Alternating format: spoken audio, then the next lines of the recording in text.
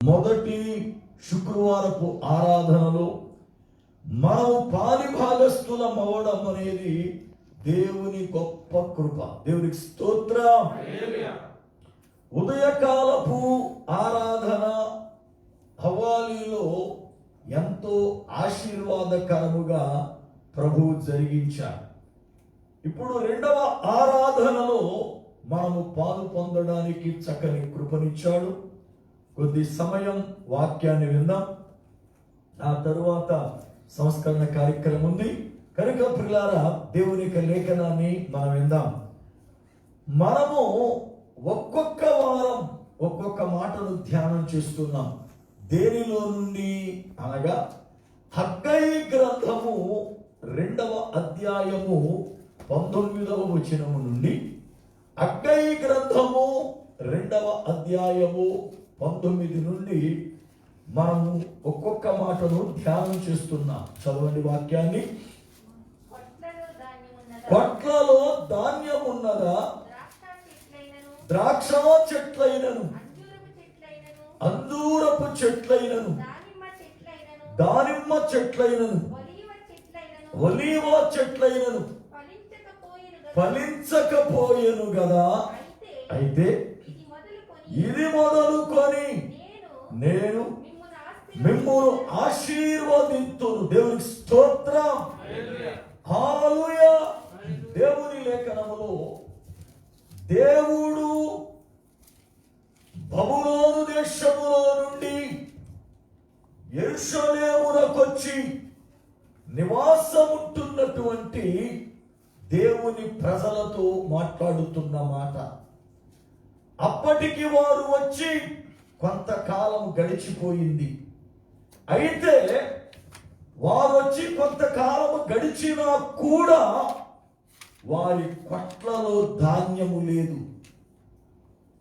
వారి యొక్క ద్రాక్ష చెట్లు ఫలించలేదు, అంజూరపు చెట్లు ఫలించలేదు, ఒలీవ చెట్లు ఫలించలేదు, దానిమ్మ చెట్లు ఫలించలేదు. గమనించాలి. బబులోను దేశములో నుండి వారు వచ్చి కొంతకాలం గడిచినా కూడా ఇంకా ఫలింపు లేని జీవితములో వారు ఉన్నారు. ఈ రోజున గమనించండి, బబులోను దేశం అనగా చరదేశం. వారు ఇశ్రాయేలీలను గెలిచి దాసులుగా ఉండడానికి తీసుకుని పోయారు. ఆ దేశానికి తీసుకుని పోయిన తరువాత ఆ దేశములో 70 సంవత్సరాలు శ్రమ వారు అనుభవించారు. అయితే దేవుని లేఖనం బోధిస్తుంది, దేవుడు వారిని జ్ఞాపకం చేసుకొని వారిని విడిపించి మరలా వారి దేశానికి తీసుకొచ్చాడు.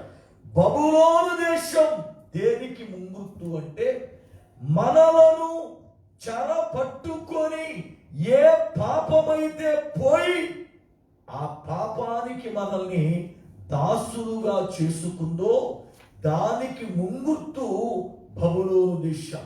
ఎందుకంటే వాక్యం అంటుంది, పాపము చేయు ప్రతివాడు పాపమునకు దాసుడు. పాపమునకు దాసుడు అనగా వాడిని పాపం ఏం చేసింది? గెలిచింది. వాడిని పాపము దాసుడిగా మలుచుకొని తనకిష్టమైనట్లుగా చేయించుకుంటా ఉంది. గమనించండి, దాసుడు అంటే యజమానుడు చెప్పినట్లు చేసేవాడు, యజమానుని చెప్పు చాతల్లో ఉండేవాడు, యజమానుడు ఏది చెబితే దాని ప్రకారం నడిచేవాడు. అయితే ఇవాళ మన జీవితాల్లో చాలా మందికి ఎవరు యజమానుడు అంటే పాపమే యజమానుడు. పాపమే యజమానుడు. చూడండి వాక్యాన్ని. యోహాను సువార్త 8వ అధ్యాయం 34వ వచనం. యోహాను సువార్త 8వ అధ్యాయము 34వ వచనం. అందుకు యేసు పాపము చేయు ప్రతివాడును పాపమునకు దాసుడు. దేవునికి స్తోత్రం. వాక్యం బోధిస్తూ ఉంది, పాపము చేయు ప్రతివాడు పాపమునకు దాసుడయ్యాడు. అనగా పాపము ఈ వ్యక్తి యజమానునిగా ఏలుబడి చేస్తా ఉంది. మన పైన యజమాను ఎవరు అంటే పాపం. అందువల్ల ఈ యజమానుడు తనకిష్టమైన చోటికి దాసుని తీసుకుపోయినట్లుగా పాపం మనలను తనకిష్టమైన చోటుకు తీసుకుపోతుంది. తనకిష్టమైనట్లుగా మరుశుద్ధి, ఇష్టమైనట్లుగా వాడుకుంటుంది. బబులోను దేశములో నుండి ఇశ్రాయేలీయులు విడిపించబడ్డారు. కొంతకాలం అయిపోయింది, అయినా కూడా వారు ఆశీర్వదించబడలే, వారి ఆశీర్వాదము పొందలే. అంటే ఏంటి కారణం అనగా, మనలో కూడా చాలా మంది రక్షించబడిన తరువాత కొంతకాలం గడుస్తుంది, రక్షించబడ్డారు, కొంతకాలం అయినా కూడా ఆశీర్వాదం ఉండదు. వాళ్ళు చెబుతారయ్యా, మేము రక్షించబడి ఎంతకాలం అయ్యిందండి, మేము రక్షించబడి అంతకాలం అయ్యిందండి, అయితే ఎందుకో మాకు ఆశీర్వాదం లేదండి, ఎందుకో దేవుడు మమ్మల్ని దీవించలేదండి, ఎందుకో దేవుడు మమ్మల్ని పట్టించుకోలేదండి అంటూ ఉంటాం. అయితే వాక్యం బోధిస్తుంది, వారు ఆశీర్వదించబడకపోవడానికి గల కారణం ఏంటంటే విమోచించబడ్డారు, కానీ వారు ఆరాధించడానికి మందిరాన్ని కట్టుకోలేదు. దేవుడి స్తోత్రం, హల్లెలూయా. వారు ఏమయ్యారు అంటే విమోచించబడ్డారు. వారు పాప బంధకములో నుండి బయటకు వచ్చారు. బబులోను సరసాల తొలగించబడింది, కానీ వారు దేవుణ్ణి ఆరాధించడానికి, వారి మధ్యన దేవుడు ఉండడానికి మందిరము లేదు. ఈ రోజున చాలా మంది రక్షించబడ్డారు, మంచిది, బాప్తిస్మం పొందారు, మంచిది, మారు మనసు పొందామని సాక్ష్యాలు చెప్పారు, మంచిది, ప్రార్థనకు వస్తున్నారు, మంచిది, కానీ ఎందుకు ఫలించలేదు వీళ్ళ జీవితాలు అంటే వారు ఆరాధించడానికి వారి జీవితాన్ని మందిరముగా కట్టుకోలేకపోయారు. దేవునికి స్తోత్రం. మనము మన జీవితాన్ని మందిరముగా కట్టుకోవాలి. మన మందిరము పులారా దేవునికి మహిమ తెచ్చేదిగా, మన మందిరములో ఆరాధన జరిగేటట్లుగా మనమే మందిరముగా కట్టబడాలి. వారు విమోచించబడ్డారు, కానీ మందిరం కట్టలే. మందిరము కట్టకపోవడాన్ని బట్టి వారికి రావలసిన ఆశీర్వాదం పోగొట్టుకున్నారు. ఈ రోజున రక్షించబడుతున్నారు, కానీ ఆశీర్వాదం ఎందుకు ఉంటలేదయ్య అంటే బాప్తిస్మం పొందారు, రక్షించబడ్డారు, కానీ వారు మందిరముగా మార్చబడినట్లు, వారు మందిరముగా సిద్ధపడినట్లు వారు తమని తాము కట్టుకోలేదు. తమని తాము కట్టుకోలే, వారు బలపరుచుకోలేదు, తమని తాము బలపరుచుకోలేకపోతున్నారు. అందుకనే ప్రభు మాట్లాడుతున్నమాట, కొట్లలో ధాన్యం ఉన్నదా? ఎంత కాలమైంది మీరు రక్షించబడ్డారు, కొట్లలో ఏమైనా ధాన్యం ఉందా? కొట్టు అనగా హృదయం, కొట్టు అనగా హృదయం. జాగ్రత్తగా గమనించాలి. దేవుడు మనల్ని అడిగే ప్రశ్న ఏంటంటే, నువ్వు రక్షించబడి 2 సంవత్సరాలు అయింది కదా, నువ్వు ప్రభువు దగ్గరికి వచ్చి 2 సంవత్సరాలు అయింది కదా, నీ కొట్టు అనే హృదయములో వాక్యం అనే ధాన్యం ఉందా? అది అడిగేది. అవునా కదా? రక్షించబడ్డాం, 2 సంవత్సరాలు అయింది అంటే చెబుతాం, నేను ఎప్పుడూ నమ్ముకున్న ప్రభుని అంటావు కదా. ఎప్పుడో అంటే డేట్ కూడా చెప్పలేవు నువ్వు కదా, నేను ఎప్పుడో నమ్ముకున్న ప్రభుని. లేకపోతే చెబుతారు, నేను ప్రభు నమ్ముకుని 10 సంవత్సరాలు అయింది, 5 సంవత్సరాలు అయింది, మంచిది. అయితే ప్రభువు నమ్ముకుని 2 సంవత్సరాలు అయింది, హృదయం అనే కొట్టులో ఏమైనా ధాన్యం ఉందా అంటే వాక్యం ఉందా? చాలా మంది హృదయాలలో వాక్యము ఉండదు, వాక్యము ఉండదు. వాక్యం లేదని మీరు ఎలా చెప్పగలరండి? ఒక మనిషి హృదయములో వాక్యము లేదని ఎలా చెప్పగలరు? అప్పుడప్పుడు నాతో అంటూ ఉంటారు చాలా మంది, అన్న ఆయన వాక్యము అడిగితే చాలు అసలు కళ్ళు మూసుకుని రిఫరెన్స్లు అన్ని పనే చెప్పేస్తాడన్న, ఆయనకు అంత గుర్తన్న, ఆయన వాక్యం బాగా చెబుతాడన్న అంటారు. నేను నవ్వి అంటాను, వాడికి వాక్యం కంఠంలో ఉంది కానీ లోపల హృదయంలో లేదరా బాబు. ఎందుకంటే కప్పలు మింగిన పాములాగా చాలా మందికి వాక్యం ఎక్కడ ఉంటుందంటే కంఠంలో ఉంటుంది. ఒక బెకబెక కప్పుతా ఉంటారు అంతే. అవునా కదా? కానీ వాక్యం హృదయములో ఉంటే ఏం జరుగుద్ది? ఒక వ్యక్తికి వాక్యం హృదయములో ఉందని ఎలా తెలుస్తుంది? ఈ మనిషికి వాక్యం హృదయములో ఉందండి అని ఎలా చెప్పగలం? కీర్తన గ్రంథం 119వ కీర్తన గ్రంథం 119వ కీర్తన 10-11 చరణ. కీర్తన గ్రంథము 119వ కీర్తన 10-11 చరణ. నా పూర్ణ హృదయముతో నిన్ను వెదకి ఉన్నాను, నన్ను నీ ఆజ్ఞలను విడచి తిరగనీయకుము. నీ ఎదుట చూడండి, నీ ఎదుట నేను పాపము చేయకుండునట్లు నా హృదయములో నీ వాక్యము ఉంచుకొని ఉన్నాను. దేవుని స్తోత్రం. ఇప్పుడు వాక్యం హృదయములో ఉంటే మనిషి ఏం చేయలేడంట? చెప్పాలి, ఏం చేయలేడు. హృదయములో వాక్యము ఉంది అని తెలవడానికి పండ గుర్తు ఏంటంటే, వాక్యము హృదయములో ఉన్నవాడు పాపము చేయలేడు. వీడు వాక్యం పేరాలు అప్పచెప్పేసి బైబిల్ అంతా ఈ దగ్గర నుంచి ఆ దగ్గరికి తిరగేస్తూ వాక్యాలు ఓ కంఠపదంగా చెప్పేస్తా పాపము గాని చేస్తూ ఉంటే వాడి హృదయములో వాక్యము లేదు. అది ఎన్ని వాక్యాలు చెబితే ఏం ఉపయోగం? అవునా కదా? వాడు ఎన్ని వాక్యాలు చెబుతూ ఉపయోగపెట్టి బైబిల్ అంతా తిరగేస్తూ ఉపయోగపెట్టి వాడిలో వాక్యము లేదు. వాక్యము ఉన్న వ్యక్తి హృదయములో వాక్యము ఉంటే పాపము చేయడట. పాపం అంటే మనలో చాలా మంది ఏమనుకుంటారంటే, బాగా బండగా కనబడే పాపాలు ఒక 4-5 పాపాలు మనకు బాగా గుర్తు అన్నమాట. ఏంటి? ఒకటి, వ్యభిచారం అనేది బండ పాపం. అవునా? ప్రజలకు ఎక్కువగా మాట వెళ్తే పాపం అంటే వ్యభిచారపు ఆలోచన కలది.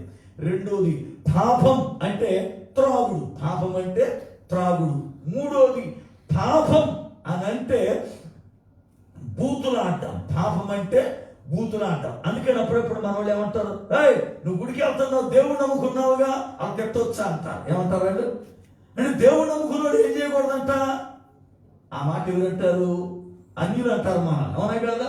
మన శుక్రవారం నాడు అందరి ముందు బైబిల్ ఇచ్చుకుని పెద్ద మనిషిలాగా ప్రార్థనకు వచ్చి ఇంటికెళ్ళిన తర్వాత చిన్న తేడా వస్తే తిడితే ఆయన మనం అంటారు, ఇప్పుడు గుడికి వెళ్ళి వచ్చావుగా, నువ్వు దేవుడు నమ్ముకున్నావుగా, నువ్వు బూతులు ఆడొచ్చా అంటే అన్యుడికి అర్థమైంది. ఏమని? దేవుడు నమ్ముకుంటే బూతులు ఆడకూడదని. అవునా కదా? ఇంతకాలం గుడికి వచ్చి బైబిల్ చదివు నీకు అర్థమై సావరా బూతులు ఆడకూడదని. ఇంకెక్కడ జీవితం? అవునా కదా? గుడికొచ్చిన వాళ్ళకి ఏది తప్పో ఏది ఒప్పో దైవజనుడు ఎంతో క్షుణ్ణంగా చెప్పినా ఈయన బుర్రకెక్కట్లా. ఇంటికి వెళ్ళాక అన్యులు చెబుతున్నారు, నువ్వు దేవుడు నమ్ముకున్నావు, ఇలా చేయొచ్చా, ఆయన్ని మోసం చేయొచ్చు, నువ్వు ప్రార్థనకి వెళ్తావా అంటారు. అంటే ప్రార్థనకి వెళ్ళి ఏం చేయకూడదు చెప్పాలా? నువ్వు దేవుడు నమ్ముకున్నావు, అబద్ధాలు ఆడొచ్చా? నువ్వు దేవుడు నమ్ముకున్నావు, ఇలా చేయొచ్చా? అంటే దేవుణ్ణి నమ్ముకున్న వాళ్ళు ఏమేమి చెయ్యకూడదో దేవుణ్ణి నమ్ముకోని వాళ్ళు మనకు చెబుతా ఉంటా. నేను అప్పుడప్పుడు ఆ విషయాలు ఎంత ఉన్నప్పుడు కొంచెం సిగ్గుపడతా ఉంటా. అరే, దేవుణ్ణి మనం నమ్ముకుని మనం చెప్పాలి వాళ్ళకి. ఏమని? ఇదిగో మీరు ఇలా చేయకూడదు, అది తప్పని. కానీ చిత్రం ఏంటంటే, దేవుణ్ణి నమ్ముకోని వాళ్ళు దేవుణ్ణి నమ్ముకున్నామని చెప్పుకుంటున్నా మనకి బోధ చేస్తా ఉంటారు, మీరు ఇలా చేయొచ్చా, అలా చేయొచ్చా అని. అయితే చాలా మంది ఉద్దేశం పాపం అంటే మొట్టమొదటిది వ్యభిచారం, త్రాగుడు, బూతులాడడం, అబద్ధాలు. ఇవన్నిటిని బట్టి ఇతడు పాపం చేస్తాడు అని అంట. కానీ బైబిల్ గ్రంథం బోధిస్తా ఉంది, హృదయములో వాక్యము ఉంటే పాపము చెయ్యము. అంటే అర్థం, పాపము అంటే కేవలం పైన కనబడే భౌతిక సంబంధమైన క్రియలే కాదు. పాపము అని అంటే వాక్యం అంటుంది ఆజ్ఞ అతిక్రమమే పాపం. ఏం చెప్పండి? ఆజ్ఞ. పాపం అంటే నువ్వేం చెయ్యక్కర్లా, ఆజ్ఞ అతిక్రమమే పాపం. అంతేకాదు పరిశుద్ధ గ్రంథం చెబుతుంది, ప్రార్థన చేయకపోవటమే పాపం. ప్రార్థన చేయకపోవడమే పాపం మీరు అనుకుంటారు, అసలు నేను పాపం ఎప్పుడు మానేసానండి ప్రభు నమ్ముకున్నాక. రైట్, ప్రభు నమ్ముకున్నాక పాపం మానేసావు, మరి ప్రార్థన అది కూడా మానేసావు, అవునా కదా? ఇప్పుడు నువ్వు ప్రార్థన మానేస్తే ఇంక పాపం మానే ఉపయోగం ఏముంది? బైబిల్ చెబుతుంది, సమూయేలు అంటాడు, అయ్యా ఇదిగో నేను నా మట్టుకు మీ నిమిత్తం ప్రార్థన చేయకపోతే యెహోవాకి విరోధముగా పాపము చేసిన వాడనగుదును అంటాడు. అనగా పాపము చేయడం అంటే అర్థం భౌతిక సంబంధముగా అందరిలాగా మనం త్రాగకపోవచ్చు, అవునా కదా? అందరిలాగా మనం లోకస్తులుగా బ్రతకపోవచ్చు, కానీ ఆత్మ సంబంధంగా వాక్యం చెబుతుంది నువ్వు ప్రార్థన చేయకపోవడమే పాపం. అంతేకాదు, ఇంకో మాట్లాడతాడు, మేలు చేయ నెరిగి యుండియు అలాగు చేయని వానికి పాపము కలుగును. ఏం కలుగుద్దట? మేలు చేయడం నీకు తెలుసు, మేలు చేయ ఎరిగి ఉన్నాం, కానీ ఎవ్వరికి మేలు చేయవు. ఎందుకంటే ఆడికి చేస్తే నాకేమవుతాయి అంటాం, అవునా కదా? బైబిల్ చెబుతుంది ఆడికి చేస్తే ఆశీర్వాదం వస్తాయి, ఆడికి చేస్తే నాకేం వస్తుంది అంటే చెయ్యకపోతే కీడు వస్తుంది, చెయ్యకపోతే కీడు వస్తాయి, చేస్తే ఆశీర్వాదం వస్తుంది. చాలా మంది అనుకుంటారు ఆడక చేస్తే నాకేంటి ఉపయోగం అని. నేను ఒక మాట చెబుతా.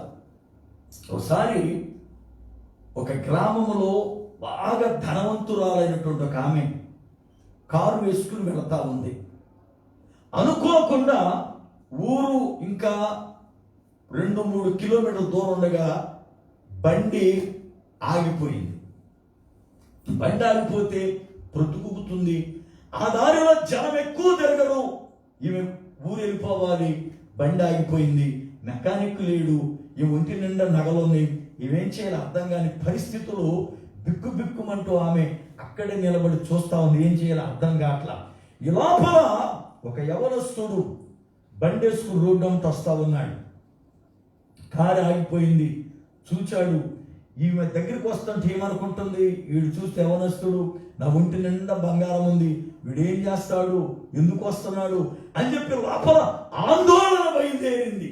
అయితే ఆ యవనస్తుడు దగ్గరికి వచ్చి, అమ్మా కారు ఆగిపోయిందా అంటే, అవును బాబు ఆగిపోయిందంటే, నాకు కొంచెం మెకానిజం తెలుసు, నన్ను చూడమంటారా అంటే, చూడు బాబు కొంచెం బాగా అయితే 2-3 కిలోమీటర్లు ఉంటే ఊళ్ళోకి వెళ్ళిపోతాను, పని అక్కడ ఆగినా పని తర్వాత విషయం చూస్తానంటే, ఆ కుర్రవాడు కారును చూశాడు, ఆ బ్యాటరీ పెట్టే క్లిప్ ఏదో కొంచెం లూజ్ అయింది, దాన్ని బాగు చేశాడు.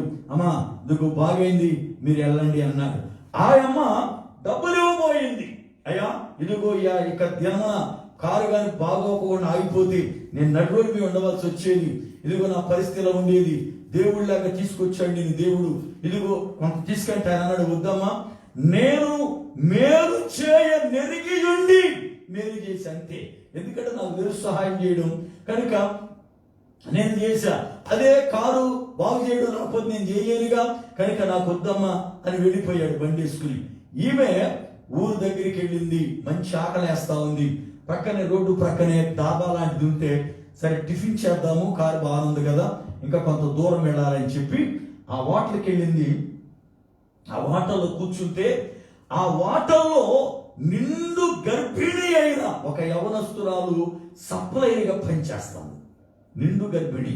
ఏమనుకుంది, ఎంత గర్భముతో ఉండి, కనుపొద్దుల గర్భముతో ఉండి కూడా ఇక్కడ ఈమె సర్వరగా పనిచేస్తుంది అంటే ఈమెకి ఎంత కష్టం ఉందో, ఎన్ని కష్టాలు ఉన్నాయో, ఏ ఇబ్బందులు ఉన్నాయో అని చెప్పి ఆమె ఆలోచించి ఆమె టిఫిన్ పట్టురామంది. టిఫిన్ తిన్న తర్వాత, అమ్మ ఎందుకు పని చేస్తావు ఏంటంటే అని చెప్పిందమ్మా, నా భర్త ఒక చిన్న మెకానిక్ అయితే నాకు ఆపరేషన్ పడద్దు అంటున్నారు కనుక డబ్బులు కావాలి కదా, అందుకే కష్టపడుతున్నానమ్మా, మాది బాగా బీద కుటుంబం అంటే. ఆ అమ్మాయి సాక్ష్యం విని ఈ యొక్క ధనవంతురాలు గబగబా తీసి ఆమెకు పులారా సుమారుగా ఆపరేషన్కి ఎంత అవుతుందో ఖర్చు అంతకి చెక్కు రాసిచ్చింది. ఆమె వెళ్ళిపోయింది. ఈ యొక్క యవనస్తురాలు ఇంటికి సంతోషంగా వెళ్ళింది. భర్త దిగాలుగా కూర్చున్నాడు ఇంటి దగ్గర.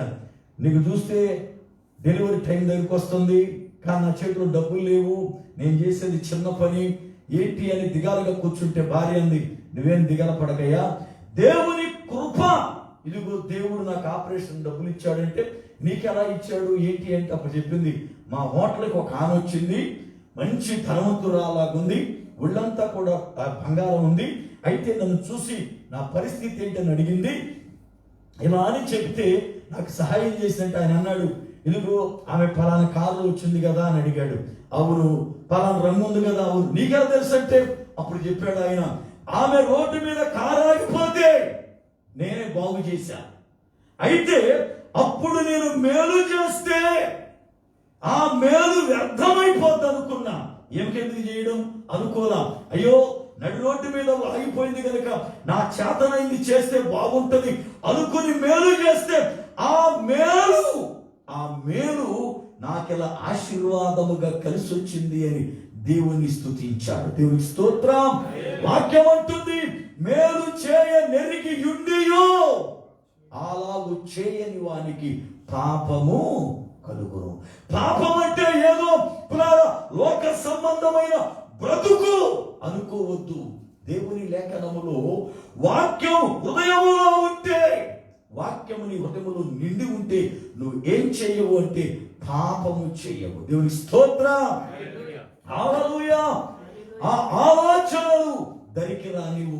కనుక దేవుని యొక్క లేఖనములో కొట్టలో ధాన్యములే అనగా హృదయములో వాక్యం ఉండట్లా. ఈ దినాల్లో ఎంత వాక్యం వింటున్నారు. అప్పుడప్పుడు చాలా మంది చెబుతుంటారు, ఎంత వాక్యం వింటారు బ్రదరు, ఒక్కడు గుర్తుండదంటారు. గుర్తుండాల్సినవి ఉంటే ఇంకెందుకు ఉండదు ఇది? అవును కదా. అది పోతే ఇది నిలబడద్ది, అది పోదు ఇది నిలబడదు. అవునా కదా. వాక్యం నిలబడాలి హృదయములు అంటే వాక్యాన్ని కన్నా ఏదో బలముగా పనిచేస్తున్నది నీలో ఉంది. అది పోతే ఇది నిలబడద్ది. యేసు ప్రభువు చెప్పిన ఒక మాట మనం చదివితే ఆశ్చర్యమేస్తుంది. చూడండి, మత్తయి సువార్త 6వ అధ్యాయం 23వ వచనం. మత్తయి సువార్త 6వ అధ్యాయం 23వ వచనం. మత్తయి సువార్త 6:23. నీ కన్ను చెడినదైతే నీ దేహమంతయు చీకటిమయమగును, నీలోనున్న వెలుగు చీకటై ఉండిన ఎడల ఆ చీకటి ఎంత గొప్పది. చాలు. సామాన్యముగా వెలుగు రాగానే చీకటి పోతుంది. అవునా కదా. ఇప్పుడు లైట్ వేయగానే ఎవరైనా చీకటిని లైట్ వేసి ఎరుపు అని చెప్తారా? అవునా. లైట్ వేయగానే చీకటి అంతర్ధానమవుతుంది.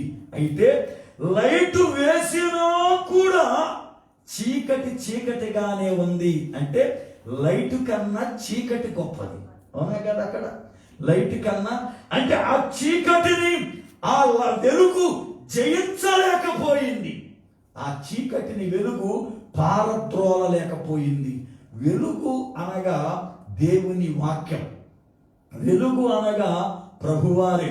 ఆయన నీలోనికి వచ్చినా కూడా ఆ పాపం అనే చీకటి బయటికి వెళ్ళలేదు అంటే నువ్వు విన్న వాక్యము కన్నా నీలో ఉన్న పాపం కఠినమైనది, నీలో ఉన్న పాపం భయంకరమైనది. అందుకనే వాక్యం పరిచయాలా మన ఆత్మీయ జీవితాల్లో. దేవుని వాక్యం బోధిస్తుంది, ఇదిగో కొట్టలో ధాన్యం ఉన్నదా అని అడిగి ద్రాక్ష చెట్లు ఫలించకపోయాను కదా అన్నాడు. మనం గత వారం ధ్యానం చేశాం. ఈ వారంలో రెండో మాటను ధ్యానించబోతున్నాం. ఏమిటి అంటే అంజూరపు చెట్లు ఫలించకపోయాను కదా అంటాడు. అంజూరపు చెట్లు ఫలించలేదు. అంజూరపు చెట్లు ఫలించలే. పరిశుద్ధ గ్రంథములో అంజూరపు చెట్లు దేనికి గుర్తు, ఎందుకు ఫలించాలని కోరుకుంటున్నాడు, ఆ ఫలిస్తే ఏం జరుగుద్దో కొన్ని విషయాలు మనం నేర్చుకుందాం. దేవునికి స్తోత్రం. నెంబర్ 1, మొట్టమొదటిగా అంజూరపు చెట్లు దేవుని ప్రజలైన ఇశ్రాయేలీలకు ముంగుర్తు. ఇర్మియా గ్రంథం 8వ అధ్యాయం 13వ వచనం. ఇర్మియా గ్రంథం 8వ అధ్యాయం 13వ వచనం. హోషేయ గ్రంథం 9వ అధ్యాయం 10వ వచనం. రెండు కూడా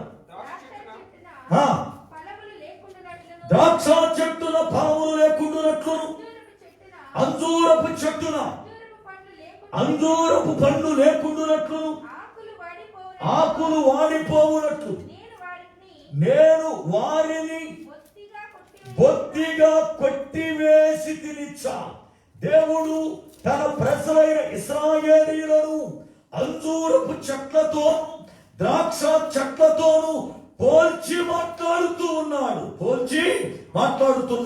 హోషేయ గ్రంథము 9వ అధ్యాయం 10వ వచనం. హోషేయ గ్రంథము 9:10. అరణ్యములో ద్రాక్ష పండ్లు దొరికినట్లు ఇశ్రాయేలు వారు నాకు దొరికిరి. దేవునికి స్తోత్రం. అంటే ఇప్పుడు అంజూర పండ్లు ఎవరు గుర్తు? ఇశ్రాయేలీలకు, అనగా దేవుని ప్రజల గుర్తు. అంజూరపు చెట్లు ఫలించలేదు అంటే అర్థం ఏమిటి? దేవుని ప్రజలు ఫలించలేదు. దేవుని ప్రజలు ఫలించలే. దేవుని ప్రజలు కాపు కాయలే. దేవుని ప్రజలలో ఫలములు కనబట్టలే. ఎందుకండి మనలో ఫలాలు ఉంటాం అనంటే ప్రభు వచ్చినప్పుడు ఆయనకిష్టమైన ఫలములు తింటాడట. దేవునికి స్తోత్రం. పరమగీతముల గ్రంథం 4వ అధ్యాయం 16వ వచనం. పరమగీతముల గ్రంథము 4వ అధ్యాయం 16వ వచనం. ఉత్తర వాయువు తెచ్చుము, దక్షిణ వాయువు వేచేయుము, నా ఉద్యానవనము మీద విసరుడి, దాని పరిమళమును వ్యాపింపచేయుడి. నా ప్రియుడు తన ఉద్యానవనమునకు వేచేయును గాక, తనకిష్టమైన పండ్లు అతడు భుజించుచున్నాడు. దేవుని స్తోత్రం. నా ప్రియుడు ఉద్యానవనమునకు వేచేయును గాక. ఉద్యానవనమనగా సంఘం. ఉద్యానవనగా సంఘం. నా ప్రియుడనగా ప్రభువారు సంఘములోకి వచ్చినప్పుడు, నా ప్రభువారు సంఘములో సంచరిస్తున్నప్పుడు ఆయనకిష్టమైన ఫలములు ఫలించున్నట్లుగా సంఘము ఫలించాలి. దేవుని స్తోత్రం. సంఘములో ద్రాక్ష చెట్లు, సంఘములో ఒలివ చెట్లు, సంఘములో దానిమ్మ చెట్లు, సంఘములో అంజూరపు చెట్లు ఉండాలి. ఆ సంఘములో ఉన్నటువంటి ఆ చెట్లు ఫలించాలి. చెట్లు అనగా మనమే. దేవుని స్తోత్రం. మనలో కొందరు దానిమ్మ చెట్లు లాంటి వారం, కొందరు ఒలివ చెట్ల లాంటి వారం, కొందరు అంజూరపు చెట్ల లాంటి వారం, కొందరు పిల్లారా దాని యొక్క ద్రాక్ష చెట్ల లాంటి వారం. కనుక దేవుని వాక్యం మాట్లాడుతుంది, ప్రభు వచ్చినప్పుడు ఆయనకి ఇష్టమైనవి భుజించున్నట్లుగా ఏ యొక్క లక్షణాలు కలిగి ఉన్నారో వాళ్ళు ఆ ఫలములు ఫలించాలి. ఆ ఫలములు ఫలించాలి. అందుకనే ప్రభు అంటాడు, అంజూరపు చెట్టు ఫలించలేదు కదా. ఎందుకు ఫలించాలి? సామెతల గ్రంథం 27వ అధ్యాయం 18వ వచనం. ఎందుకు ఫలించాలి? అంజూరపు చెట్టును పెంచువాడు దాని ఫలము తినును. దేవుని స్తోత్రం. హల్లెలూయా. ఎవరు తింటారట? అంజూరపు చెట్టుని పెంచువాడు దాని ఫలమును. ఇప్పుడు ఫలం తినాలంటే చెట్టు ఏం చేయాలా? ఫలించాలి కదా.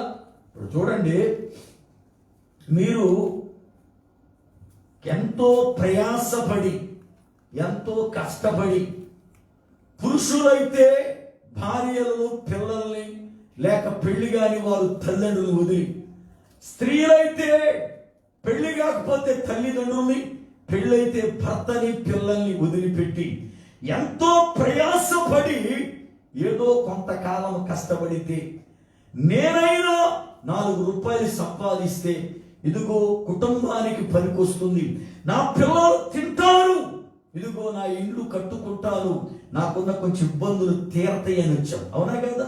అంటే ఇప్పుడు నువ్వు కష్టపడితే ఆ ఫలములు ఎవరు తినాలి?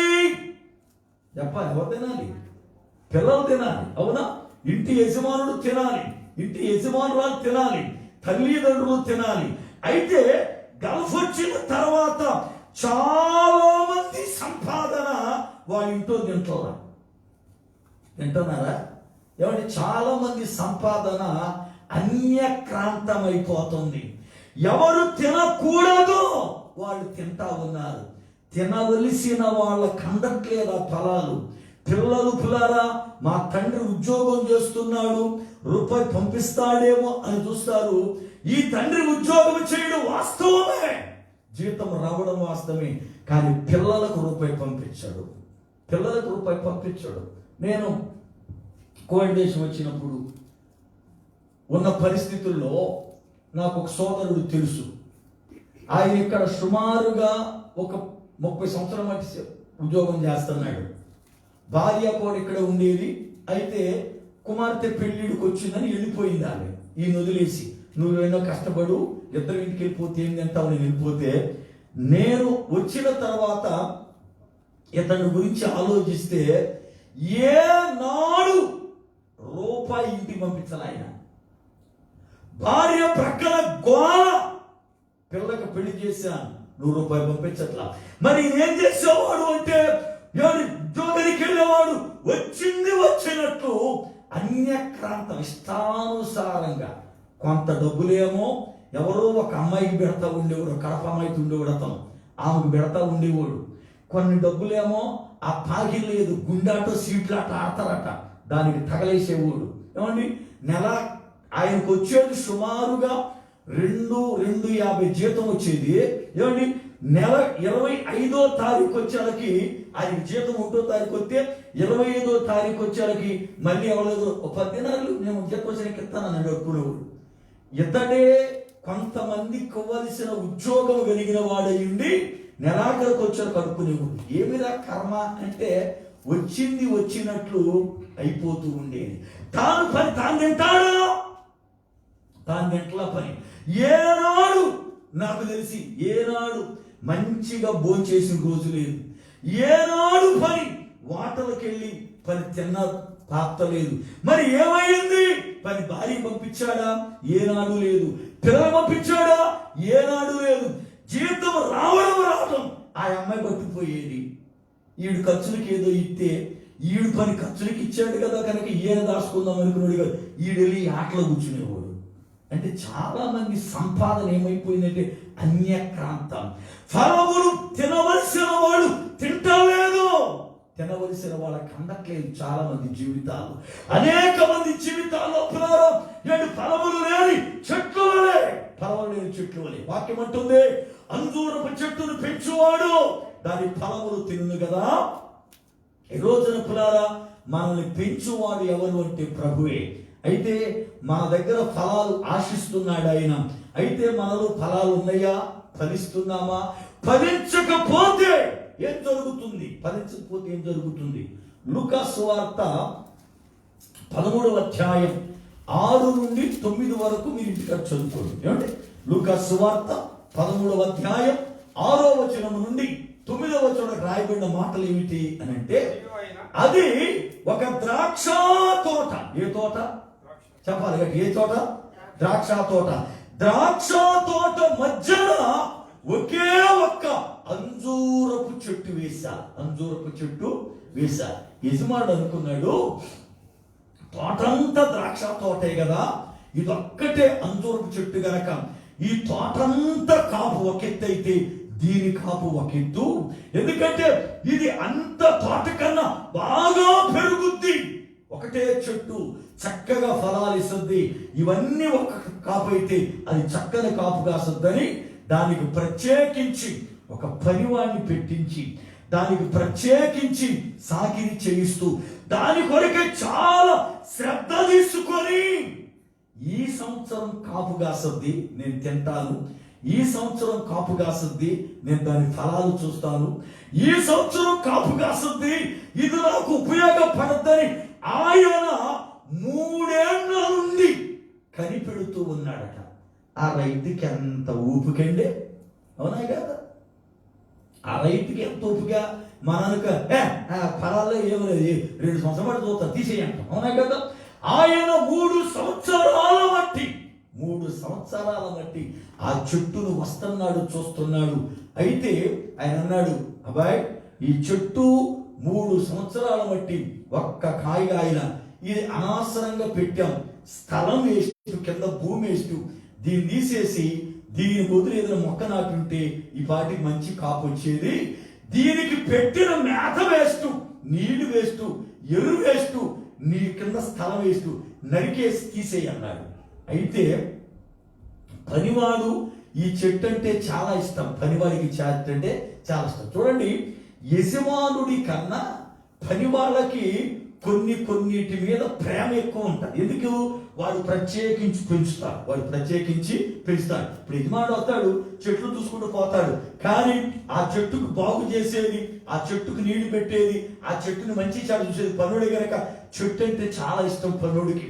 అందుకని పనివాడు అంటాడు, అయ్యా ఈ ఒక్క సంవత్సరం నా మాట విని చూద్దాం, నేను ఈ సంవత్సరములో దానికి చక్కగా కింద పాతవుతాను, నీళ్లు పోస్తాను, ఎరివేస్తాను. ఒకవేళ ఎంత చేసినా కూడా ఈ సంవత్సరం అది పండకపోతే మీరన్నట్లుగానే నరికేద్దాం. అనగా దేవుని యొక్క వాక్యములో అంజూరపు చెట్టు ఫలాలు ఫలించాలని దాని యజమానుడు ఎదురు చూస్తున్నాడు, కానీ ఫలములు లేని చెట్టులాగా అది మిగిలిపోతుంది. అయితే అంజూరపు చెట్టు ఇశ్రాయేలీలు అయితే అంజూరపు పండ్లు దేనికి ఉపయోగిస్తారు? అంజూరపు పండ్లు దేనికి ముంగుర్తుగా ఉన్నాయో ఒక్క 3 విషయాలు చెప్తాను. ఏమండి, ఒక 3 విషయాలు చెప్పుకుని మన వాక్యం ముగించుకుందాం. అంజూరపు పండ్లు దేనికి ఉపయోగిస్తారంటే, నెంబర్ 1, మొదటి సమూయేలు గ్రంథం 25వ అధ్యాయం 18వ వచనం. మొదటి సమూయేలు గ్రంథము 25వ అధ్యాయము 18వ వచనం. అంతటా అబీగయలు నాబాలుతో ఏమీ చెప్పక త్వరపడి 200 రొట్టెలను 2 ద్రాక్షారసపు తిత్తులను వండిన 5 గొర్రెల మాంసమును 5 మానికల వేయించిన ధాన్యమును 100 ద్రాక్ష గెలలను 200 అంజూరపు అడలను గార్ధపముల మీద వేయించి మీరు నాకంటే ముందుగా పోవుడి చాలు. అబీగయలు అనబడుతున్న తల్లి కర్మేలు అనబడుతున్న ప్రాంతములో ఉండేది. ఏ ప్రాంతం అది? కర్మేలు. కర్మేలులో మాయోను అనబడుతున్న స్థలం ఉంది. ఆ స్థలంలో ఈమె ఉండేది. ఈమె భర్త పేరు నాబాలు. ఈమె భర్త పేరేంటి? నాబాలు. నాబాలు అనగా అర్థం మొరటోడు అని. నాబాలు అనగా మొరటోడు. పేరుకి తగ్గట్టుగానే మొరటగా ఉండేవాడు, పేరుకు తగ్గట్టుగానే మొరటి మనిషి. ఆ దినాలలో దావీదు భక్తుడు సౌలు చేత తరమబడుతూ ఈ కర్మేలు ప్రాంతంలో ఉంటుండగా ఈ నాబాలు గొర్రెలు వాళ్ళు జాగ్రత్తగా కాపాడుతుండేవారు, శత్రులు ఎత్తిపోకుండా, మృగాలు చంపకోకుండా. ఆ మంచితనాన్ని బట్టి దావీదు, మనం అడవిలో బ్రతుకుతున్నాం కదా, అరణ్యములో ఆహారం లేదు, నాబాలు గొర్రె వచ్చి కత్తిరిస్తున్నాడు, మంచి విందు చేస్తాడు, వెళ్ళి కాస్త ఆహారం పట్టురండి అయ్యా మనకని చెప్పి తన దగ్గర ఉన్నటువంటి పని వాళ్ళలో కొంతమంది పంపించాడు. వీళ్ళు వెళ్ళి నాబాలు అడిగితే అసలు ఆ దావీదేవుడు నేనెందుకు ఇవ్వాలని చెప్పి మొరటితనముగా మూర్ఖంగా మాట్లాడాడు. అతడు వచ్చి దావీదుకి చెప్పాడు. దావీదుకు చాలా కోపం వచ్చి అసలు అతని ఇంట్లో మగపిల్లడు అనేవాడు ఉండకూడదు, చంపేద్దామని బయలుదేరాడు. ఈ లోపల ఈ సంగతి నాబాలు భార్య అయినటువంటి అబీగయలుకు తెలిసింది. అబీగయలుకు తెలిసి గబగబా నాబాలుకు చెప్పకుండానే 5 గొర్రెలు వండించేసింది కూర. ఏమండి, 5 గొర్రెల మాంసం వండించేసింది. 2 ద్రాక్షారసం కిత్తులు రెడీ చేసింది. ఏమండి, ద్రాక్షరసం గెలలు రెడీ చేసింది. 200 అడల అంజూరపు యొక్క అడల తీసుకుంది, పేలాలు తీసుకుంది.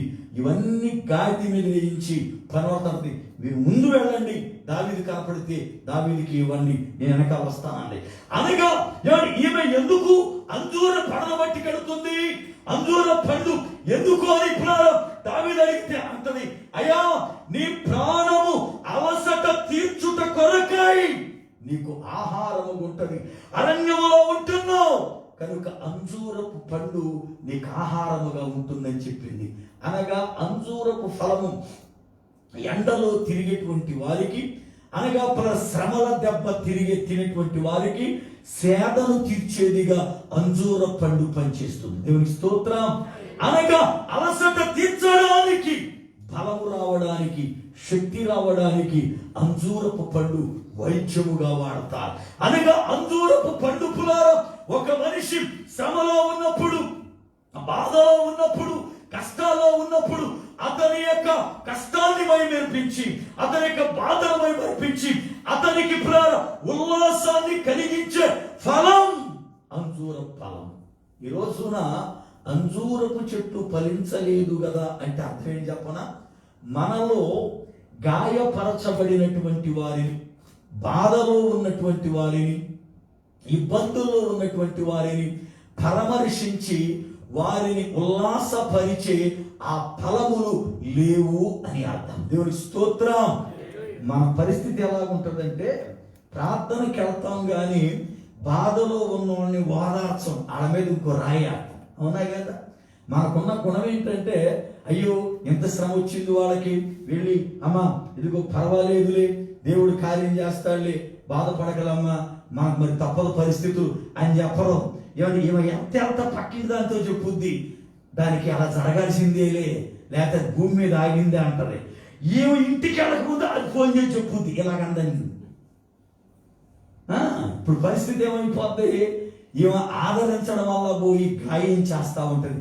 మన మాటలు అంజూరపు ఫలముల వలె ఆదరించేవిగా ఉండాలి, కానీ ముళ్ళ పండ్లులాగా గాయపరిచేవిగా ఉండకూడదు. రెండవది, అంజూర పండు దేనికి ఉపయోగిస్తారు? యెషయా గ్రంథం 38వ అధ్యాయం 21వ వచనం. యెషయా గ్రంథం 38:21 చదువు. మరియు యెషయా అంజూరపు పండ్ల ముద్ద తీసుకొని ఆ పుండుకు కట్టవలెను, అప్పుడు అతడు బాగుపడునని చెప్పేది. చాలు. దేవుని యొక్క లేఖనాన్ని మనం చూస్తే, హిజ్కియా అనబడుతున్న రాజుకి వీపు పైన రణపుండు లాంటి పుండు పుట్టింది. ఎంతమంది వైద్యుల చేత బాగు చేయించినా బాగు కాలేదు. అతడు మరణానికి దారి తీస్తా ఉన్నాడు, చనిపోతాడేమనుకున్నాడు. అయితే దేవుని మహాకృప, దేవుడు అంటాడు, ఇదిగో ఆ యొక్క పుండు పైన అంజూరపు పండ్ల ముద్దను కడితే అతడు బాగుపడతాడు. అనగా గాయమును మాన్పించగలిగిన శక్తి దేనికి ఉంది అంటే అంజూరపు పండ్లకు. దేవునికి స్తోత్రం. హల్లెలూయా. గాయాన్ని మార్పించగలిగినటువంటి శక్తి అంజూరపు పండ్లకుంది. దేవుని పిల్లలకు కూడా ఒక వ్యక్తి గాయమైతే, ఒక వ్యక్తి వ్యాధితో ఉంటే, ఒక వ్యక్తి బాధతో ఉంటే అతని యొక్క బాధను, అతని యొక్క వ్యాధిని బాగు చేయగలిగిన ఆ యొక్క అంజూరపు ఫలము వలె క్రైస్తవుడు ఉండాలి. అనగా ముద్దగా నూరి ఆ యొక్క పుండు పైన పెడితే ఆ పుండు తగ్గినట్లుగా ఒక క్రైస్తవుడు ఎదట వాని బాధ ఓదార్పు కొరకై నలగగొట్టబడాలి. వారికి బాధ వస్తే మనం నలగొట్టబడాలి. అదేంటండి, వాళ్ళకి బాధ వస్తే మనం ఎందుకు నలగొట్టబడాలంటే కీర్తనకారుడు అంటాడు, వారింటిలో బాధను బట్టి నేను గోని పట్టా కట్టుకున్నా, వాళ్ళకి శ్రమ వస్తే నేను ఉపవాసం ఉన్నా, వారి కొరకై నేను కన్నీరు గార్చాను అంటాడు కీర్తనకారుడు. దేవుని పిల్లలకు ఉండవలసినటువంటి స్వభావం, మనకి కష్టాలు వస్తే ప్రార్థన చేయడం కాదు, మన కష్టాలు వస్తే ఏడవడం కాదు, మన కష్టాలు వస్తే మోగడం కాదు, మన కష్టాలు వస్తే ఉపవాసం ఉండటం కాదు. ఎదట వారికి శ్రమ కలిగినప్పుడు, ఎదట వారికి కష్టం కలిగినప్పుడు, ఎదట వారికి వ్యాధి కలిగినప్పుడు, ప్రభువా వారిని స్వస్థపరిచయ్యా, వారిని ఆదరించయ్యా, వారి ఎడల కనికరం చూపయ్యా అని చెప్పి వారి కొరకై కన్నీరు కార్చేవారమై క్రైస్తవులుగా ఉండాలి. దేవునికి స్తోత్రం. హల్లెలూయా.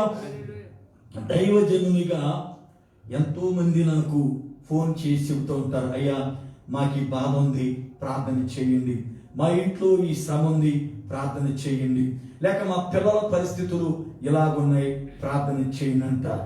దైవజనుడుగా అప్పుడు నా పని ఏంటి అంటే, వాళ్ళు చెప్పే ప్రార్థన యొక్క రిక్వెస్ట్ని బట్టి ప్రభు పాదాల దగ్గర ఒక్కొక్కసారి ఉపవాసం ఉండి, ఒక్కొక్కసారి నిద్ర మానుకుని, ఒక్కొక్కసారి భోజనాన్ని మానుకుని దేవుని పాదాల దగ్గర, ప్రభువా ఆ బిడ్డకి కష్టం వచ్చిందట, ఆ బిడ్డకి శ్రమ వచ్చిందట, ఆ బిడ్డకి బాధ వచ్చిందట, కనికరపడు నాయనా, నువ్వు కార్యం చేస్తే నీకు సాక్ష్యం చెబుతారు కదా, నీవు కార్యం చేస్తే ఇదిగో వాళ్ళు బాగుపడతారు. కానీ వాళ్ళ శ్రమల కొరకై, వాళ్ళ బాధల కొరకై ఎన్నో రాత్రులు, ఎన్నో సమయాలు అలా నలగగొట్టబడి ప్రార్థన చేసే అనుభవం దైవజనుడుగా దేవుడు నాకు ఇచ్చాడు. దేవునికి స్తోత్రం. హల్లెలూయా. అందుకనే మీరు చక్కని సాక్ష్యాలు చెబుతారు. అయ్యగారికి ప్రార్థన చేయమని చెప్పాను, అయ్యగారు ప్రార్థన చేశారు, నాకు కార్యమైందని. అయ్యగారు ప్రార్థన చేస్తే కార్యమైందంటే ఎలా చేశాడు ప్రార్థన? అది తెల్లమా కదా.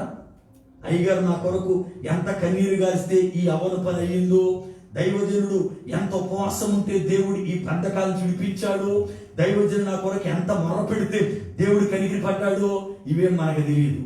ఎందుకు? దైవజనుడు వాటిని మీకు తెలవనీయడు.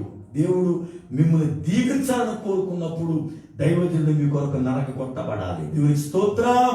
హల్లెలూయా. మూడో మాట చెప్పు ఇస్తాను. మూడవది జకర్యా గ్రంథం 3వ అధ్యాయం 10వ వచనం.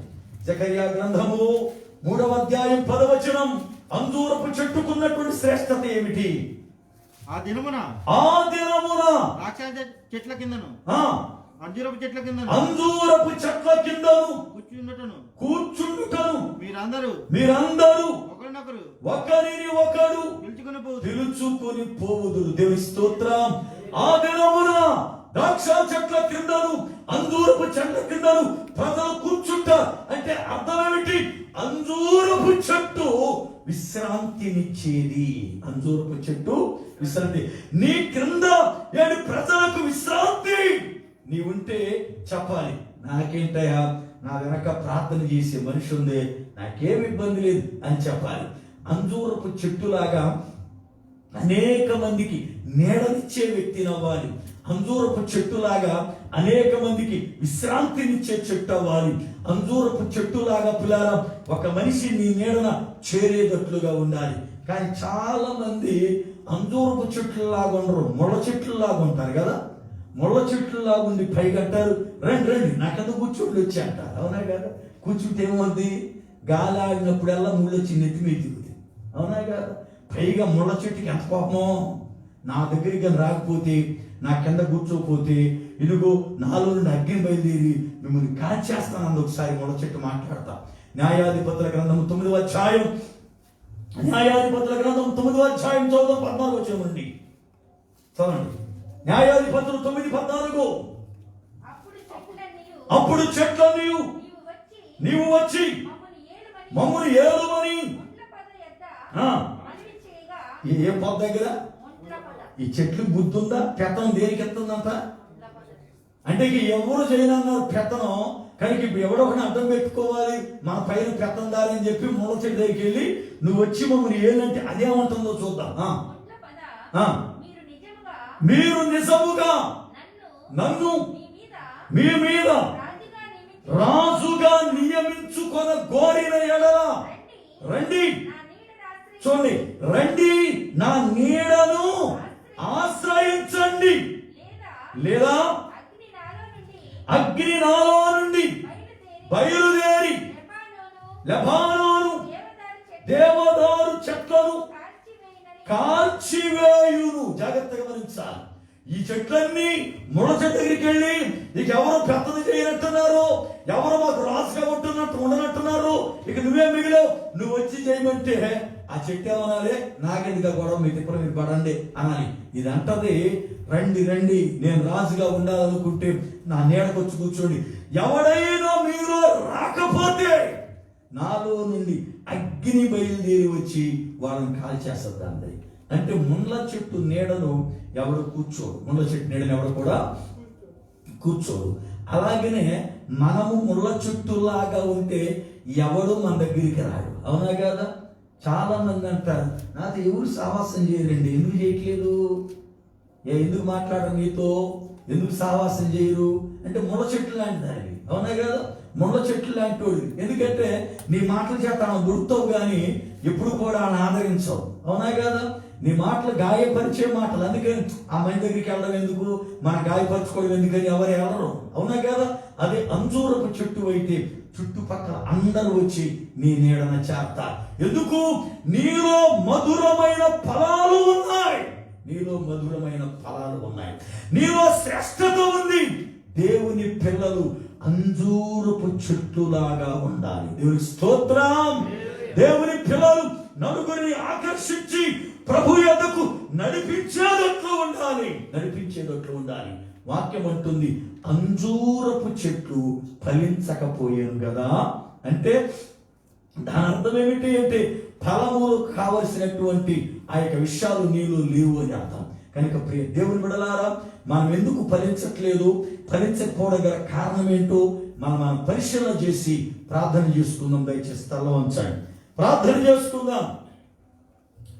సర్వకృపాని దివగు పరమ తండ్రి, నీ శ్రేష్టమైన ఉన్నతమైన నామములకై స్తోత్రాలు వందనాలు చెల్లిస్తున్నాను.